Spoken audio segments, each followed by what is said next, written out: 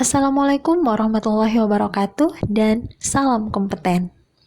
Untuk kalian para pejuang hukum, kembali lagi bersama saya Norstuti, mentor di Lembaga Medik yang akan membimbing kalian dalam menghadapi persiapan ujian kompetensi khususnya dalam bidang keperawatan maternitas.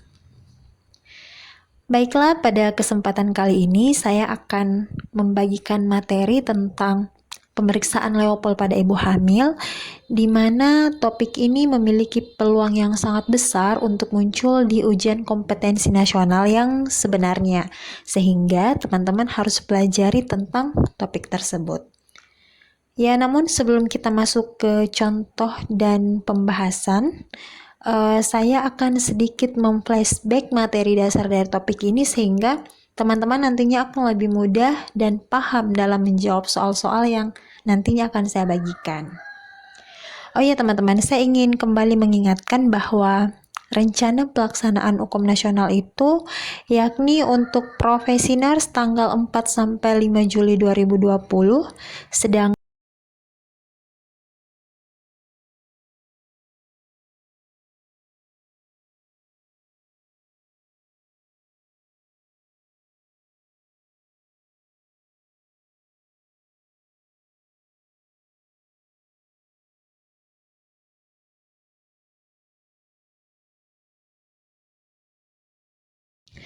Oke teman-teman, sekarang kita akan sedikit memflashback ya konsep atau teori dasar yang harus teman-teman pahami dalam topik ini sehingga nanti teman-teman akan lebih mudah untuk menjawab soal yang akan saya share. Nah, di sini kita lihat bahwa pemeriksaan Leopold itu adalah pemeriksaan yang dilakukan dengan metode perabaan atau palpasi pada perut atau abdomen ibu, di mana pemeriksaan ini memiliki beberapa tujuan. Yang pertama adalah untuk bagaimana supaya petugas kesehatan dapat memperkirakan posisi janin dalam rahim. Kemudian yang kedua, tujuannya adalah untuk membantu petugas kesehatan, dokter, perawat, atau bidan dalam menyarankan metode persalinan apa yang paling tepat dengan kondisi ibu pada saat itu. Kemudian yang ketiga adalah supaya membantu dalam mendeteksi potensi dini terjadinya bahaya-bahaya yang akan terjadi pada saat persalinan. Jadi ini adalah tujuan-tujuan dari pemeriksaan Leopold yang harus teman-teman pahami. Nah, di sini bagaimana metode atau prosedur pemeriksaan Leopold. Nah, di sini teman-teman bisa lihat bahwa pemeriksaan Leopold itu ada 4 ya, mulai dari Leopold 1, 2, 3, dan 4. Di sini ada tujuannya masing-masing. Teman-teman bisa lihat bahwa Leopold 1 itu tujuannya untuk menentukan usia kehamilan dan menentukan bagian janin yang teraba pada fundus uteri. Kemudian untuk Leopold 2 tujuannya adalah untuk menentukan bagian janin yang berada pada kedua sisi uterus. Kemudian pada Leopold 3 tujuannya adalah untuk menentukan bagian terbawah janin yang paling dekat dengan serviks. Kemudian Leopold 4 itu tujuannya adalah untuk menentukan apakah kepala janin sudah masuk PAP atau belum. Nah, di sini ada gambarnya, teman-teman bisa lihat. Ada di first maneuver ini untuk pemeriksaan Leopold 1 sampai second maneuver Leopold 2 dan seterusnya. Ini adalah prosedur atau gambaran cara melakukan pemeriksaan Leopold itu sendiri. Baiklah teman-teman, sekarang kita masuk ke sesi soal yang nantinya akan saya lanjutkan dengan langsung pembahasannya ya. Jadi pada kesempatan kali ini saya akan membagikan 3 soal hukum yang terkait dengan pemeriksaan Leopold pada ibu hamil ini, di mana soal-soal hukum yang akan saya bagikan nanti ini adalah model soal yang berpeluang besar untuk muncul di soal hukum nanti. Jadi tolong teman-teman simak baik-baik diskusi yang nanti akan kita lanjutkan. Oke teman-teman, sekarang kita langsung saja masuk ke soal nomor 1. Jadi seperti yang sudah saya jelaskan sebelumnya bahwa Salah satu tips dan trik untuk menjawab soal UKOM yang lebih efektif adalah teman-teman terlebih dahulu harus membaca pertanyaan soal, sehingga nanti teman-teman tidak perlu membuang-buang waktu untuk membaca narasi yang ada, teks yang ada, yang sebenarnya tidak mendukung teman-teman untuk mampu menjawab soal tersebut. Ya, jadi itu tujuan dari ketika teman-teman terlebih dahulu harus membaca pertanyaan soal. Nah, sekarang kan kita topiknya terkait dengan pemeriksaan Leopold pada ibu hamil. Nah, coba teman-teman perhatikan di soal yang pertama. Pertanyaan soal adalah, apakah jenis pemeriksaan yang dilakukan pada kasus di atas? Nah, jenis pemeriksaan. Ketika kita analisis kata pemeriksaan, berarti itu berkaitan dengan tindakan. Nah, tips yang harus kita pegang di sini adalah ketika kita paham bahwa pertanyaan soal terkait dengan pemeriksaan, berarti kita diarahkan untuk mencari data yang terkait dengan tindakan yang ada pada teks ya. Oke. Kita baca keseluruhan saja dulu. Jadi seorang ibu 28 tahun G2P1 datang ke puskesmas untuk melakukan pemeriksaan perkembangan kehamilannya.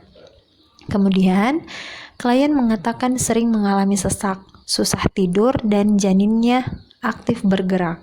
Hasil pengkajian didapatkan usia kehamilan 36 minggu, TFU setinggi Processus Sifodeus, kemudian berat badannya 70 kg, dan diperkirakan akan melahirkan 1 minggu ke depan. Perawat akan melakukan pemeriksaan untuk menentukan bagian terbawah janin yang paling dekat dengan serviks. Tekanan darahnya kita lihat 120/70. Nadinya 80 kali per menit, nafasnya 18 kali per menit, dan suhunya 36,5 derajat Celcius. Jadi pertanyaan tadi adalah apakah jenis pemeriksaan? Nah, di sini optionnya ada Leopold 1, Leopold 2, Leopold 3, Leopold 4, dan Leopold 5. Dan paling fatalnya ketika mungkin ada teman-teman yang memilih option E, yaitu Leopold 5. Sedangkan tadi pas kita flashback ke konsepnya bahwa ternyata untuk pemeriksaan Leopold itu hanya sampai di Leopold 4. Jadi otomatis option Leopold 5 itu sudah tereliminasi. Nah, coba kita lihat jawaban yang paling tepat untuk soal nomor 1 adalah option C, yaitu Leopold 3. Jadi di sini teman-teman bisa lihat bahwa data fokusnya di situ karena tadi berkaitan dengan pemeriksaan, berarti kita fokus ke data yang menunjukkan tentang tindakan. Nah, data fokusnya adalah perawat akan melakukan pemeriksaan untuk menentukan bagian terbawah janin yang paling dekat dengan serviks. Jadi di bawah data fokus itu ada tabel yang sudah kita bahas di konsep sebelumnya, bahwa Leopold itu ada 4 tahap, dan kalau kita cocokkan dengan data yang ada itu paling cocok di Leopold 4 karena tujuan dari Leopold 3 itu adalah untuk menentukan bagian terbawah janin yang paling dekat dengan serviks. Ini adalah salah satu model soal yang terkait dengan pemeriksaan Leopold pada ibu hamil. Baik teman-teman, kita lanjut ke soal nomor 2. Ya, di sini pertanyaan soal adalah apakah tujuan dari pemeriksaan yang dilakukan pada kasus? Ya, apakah tujuan pemeriksaan? Jadi di situ ada kata tujuan dari pemeriksaan, berarti yang harus kita lihat di situ kembali bahwa tindakan apa yang sedang atau akan dilakukan oleh perawat pada kasus. Nah, kalau kita lihat option narasinya di sini ya, kita bacakan secara keseluruhan saja dulu. Jadi seorang perempuan 25 tahun G2P0A1 datang ke puskesmas untuk melakukan kunjungan ANC yang ketiga kalinya. Klien mengatakan kadang merasa pusing dan sesak terutama saat berbaring, janinnya bergerak aktif, namun nafsu makan menurun. Hasil pengkajian didapatkan usia kehamilan 30 minggu, TFU-nya 3 jari di atas pusat, berat badannya 62 kg, dan DJJ-nya 126 bpm. Nah, perawat akan melakukan palpasi pada abdomen Leopold 1. Ya, jadi di sini kata kuncinya atau data fokusnya adalah perawat akan melakukan palpasi pada abdomen dengan Leopold 1. tekanan darahnya 120/70 mmHg, nadinya 84 kali per menit, nafasnya 22 kali per menit, dan suhunya 36,5 derajat Celcius. Jadi dalam hal ini masalah tanda vitalnya semuanya masih dalam batas normal. Oke, kita lihat option yang ada. Yang pertama adalah A. Menentukan usia kehamilan, B. Menentukan bagian janin yang terdekat dengan serviks, kemudian option C. Menentukan taksiran partus, option D. Menentukan bagian janin pada kedua sisi uterus, dan option E. Menentukan bagian janin pada fundus. Ya, jadi jawabannya adalah option E, yaitu untuk menentukan bagian janin pada fundus. Nah, di sini kita lihat kunci jawabannya adalah E. Data fokusnya adalah perawat akan melakukan palpasi pada abdomen dengan Leopold 1. Jadi kata kuncinya di situ adalah Leopold 1. Nah, ketika teman-teman sudah paham betul dengan konsep bahwa Leopold 1 tujuannya adalah ini, Leopold 2 tujuannya adalah ini, dan seterusnya, saya kira soal yang seperti ini bukan soal yang terlalu sulit ya untuk teman-teman nanti bisa jawab dengan tepat. Nah, di sini kalau jawabannya sudah jelas ya bahwa E tujuannya adalah untuk menentukan bagian janin pada fundus. Nah, kalau kita lihat di option A untuk menentukan usia kehamilan, memang untuk Leopold 1 itu tujuannya yang pertama adalah untuk menentukan usia kehamilan dan menentukan bagian janin yang berada pada fundus. Tapi kan kita lihat di sini sudah sangat jelas disebutkan bahwa usia kehamilannya sudah 30 minggu. Jadi untuk dalam hal ini untuk pemeriksaan Leopold 1 ini bukan lagi untuk menentukan usia kehamilan, tetapi untuk menentukan bagian janin yang berada pada fundus. Kalau option B menentukan bagian janin yang terdekat dengan serviks, sudah jelas bahwa itu adalah Leopold 3. Kalau menentukan taksiran partus, ini sudah tidak termasuk dalam tujuan dari pemeriksaan Leopold ya, ini konsep lain. Kemudian kalau option D adalah menentukan bagian janin pada kedua sisi uterus. Ini sudah jelas bahwa itu tujuan dari Leopold 2, sehingga jawaban yang paling tepat adalah option E. Baik teman-teman, kita lanjut ke soal nomor 3. Ya, di sini kita lihat pertanyaan soalnya adalah pemeriksaan Leopold berapakah yang dilakukan pada kasus di atas. Jadi apapun model soalnya, ini intinya adalah terkait dengan tindakan. Sehingga ketika teman-teman dihadapkan dengan soal yang seperti ini, langsung saja fokus cari data yang berkaitan dengan tindakan yang ada pada soal. Ya, kita baca secara keseluruhan dulu. Seorang perempuan 31 tahun G3P1A1 datang ke Polik KIA untuk memeriksakan kehamilannya. Hasil anamnesa didapatkan saat ini usia kehamilan memasuki 32 minggu. TFU-nya 32 cm, berat badannya 76 kg.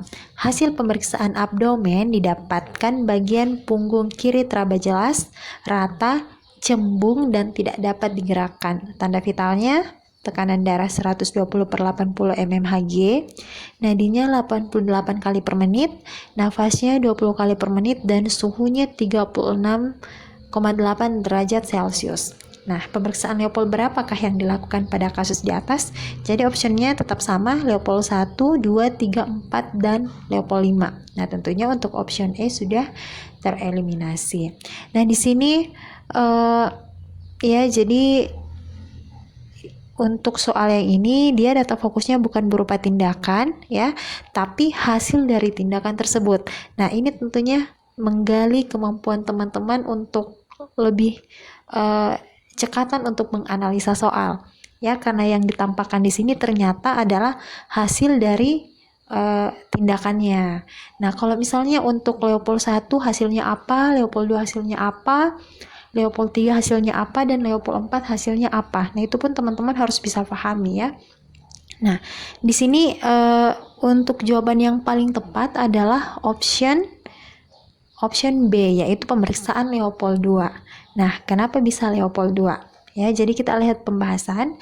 Kunci jawabannya adalah B, Leopold 2. Kemudian kita lihat data fokusnya. Hasil pemeriksaan abdomen didapatkan bagian punggung kiri teraba jelas, rata, cembung, dan tidak dapat digerakkan. Nah, kita lihat bahwa di sini tujuan dari Leopold II adalah untuk menentukan bagian janin yang berada pada kedua sisi uterus. Nah, ketika kita berbicara mengenai dua sisi, berarti ya karena di sini dikatakan bagian punggung kiri, ya karena ada kiri dan kanan, berarti itu kita berbicara mengenai dua sisi uterus, sehingga jawaban yang paling tepat adalah option B, yaitu Leopold II. Oke teman-teman, cukup sekian dulu pembahasan soal-soal kita kali ini.